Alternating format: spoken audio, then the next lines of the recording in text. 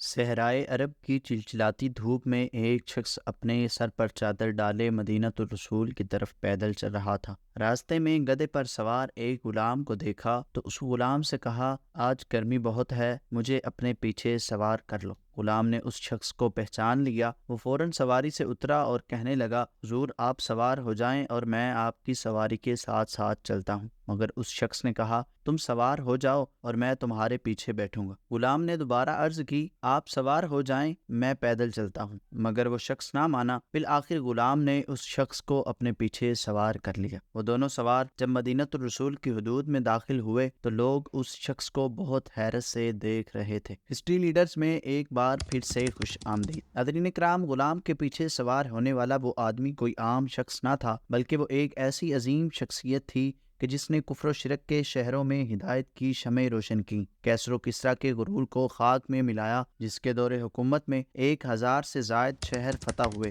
4000 سے زائد مساجد تعمیر کی گئیں۔ یہ وہی شخص ہے جس کی 22.5 لاکھ مربع میل پر حکومت قائم تھی، جس کو دنیا آج امیر المؤمنین سیدنا عمر فاروق کے نام سے جانتی ہے۔ ناظرین کرام، یکم محرم الحرام آپ کا یوم شہادت ہے۔ واقعہ شہادت جاننے سے پہلے آپ کا مختصر تعارف جاننا بہت ضروری ہے۔ ناظرین کرام، آپ کا نام عمر، کنیت ابو حفص اور آپ کا لقب فاروق اعظم ہے۔ آپ کو یہ لقب یعنی فاروق اعظم کا لقب رسول پاک صلی اللہ تعالی علیہ وسلم نے عطا فرمایا۔ آپ کے والد کا نام خطاب بن عمر بن نفیل ہے، جن کا قبیلہ عدی سے تعلق ہے۔ سیدنا فاروق اعظم رضی اللہ تعالی عنہ کی والدہ کا نام حنتمہ بنت ہاشم ہے۔ آپ ابو جہل کی چچا زاد بہن ہیں۔ حضرت سیدنا عمر فاروق عام الفیل کے 13 سال بعد پیدا ہوئے، کیوں آپ کی تاریخ ولادت 583 عیسوی بنتی ہے۔ اسلام سے پہلے اور بعد اسلام آپ اشراف قریش میں اپنی ذاتی اور خاندانی وجاہت کے لحاظ سے بہت ہی ممتاز تھے۔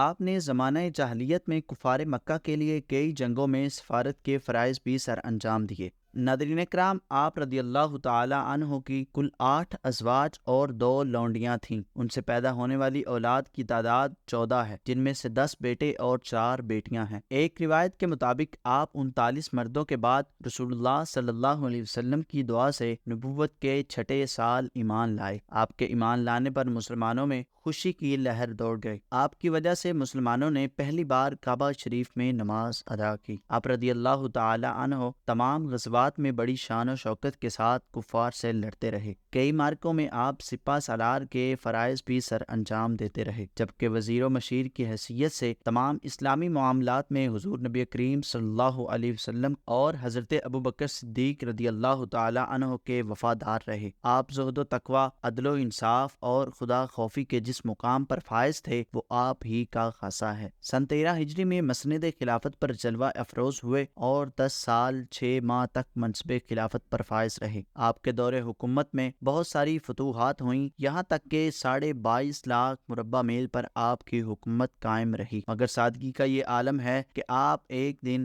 لوگوں کو خطبہ دینے کے لیے باہر تشریف لائے تو آپ کے بدن پر موجود چادر میں 12 پیوند لگے ہوئے تھے۔ ناظرین کرام، یقیناً یہ رسول اللہ صلی اللہ علیہ وسلم کی صحبت کا گہرا اثر تھا کہ اسلامی احکامات نافذ کرنے اور ان پر عمل کروانے پر کسی قسم کی کوئی رعایت نہ کرتے تھے۔ اس کی بہترین مثال اس واقعے سے ملتی ہے کہ ایک مرتبہ بازار میں ایک بہت موٹا اونٹ فروخت ہونے کے لیے دیکھا تو آپ نے پوچھا، یہ اونٹ کس کا ہے؟ لوگوں نے بتایا کہ یہ اونٹ آپ کے بیٹے کا ہے۔ فوراً بیٹے کو بلوایا اور اونٹ کے موٹا تازہ ہونے کا سبب پوچھا۔ انہوں نے بتایا کہ یہ اونٹ سرکاری چراگاہ میں چرتا رہا ہے، اسی لیے اتنا موٹا ہے۔ آپ نے فوراً حکم جاری کیا کہ اس اونٹ کو بیچ کر اونٹ کی عام رقم اپنے پاس رکھ لو اور باقی رقم سرکاری خزانے میں جمع کروا دو۔ آپ کی حکومت کی بہت ساری خصوصیات میں سے ایک خصوصیت یہ تھی کہ جب آپ کسی شخص کو کسی صوبے پر حاکم مقرر کرتے تو اس کے تمام مال اور اثاثوں کی فہرست لکھوا کر اپنے پاس محفوظ کر لیتے تھے۔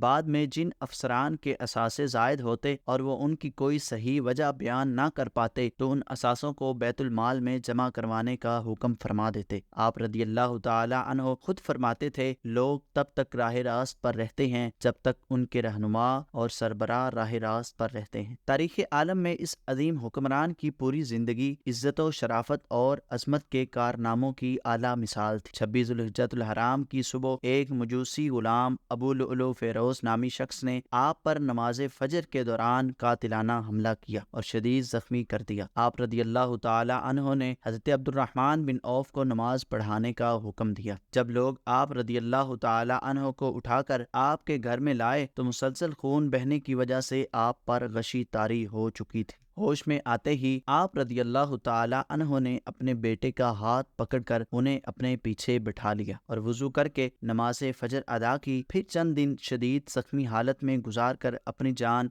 آفرین کے سپرد کر دی۔ حضرت صہیب رضی اللہ تعالی عنہ نے آپ کی نماز جنازہ پڑھائی۔ آپ کو یکم محرم الحرام 24 ہجری روزہ رسول میں خلیفہ اول حضرت ابوبکر صدیق کے پہلو میں دفن کیا گیا۔ بوقت شہادت آپ رضی اللہ تعالی عنہ کی عمر مبارک 63 برس تھی۔ آپ رضی اللہ تعالی عنہ سے روایت کردہ احادیث کی تعداد 537 ہے۔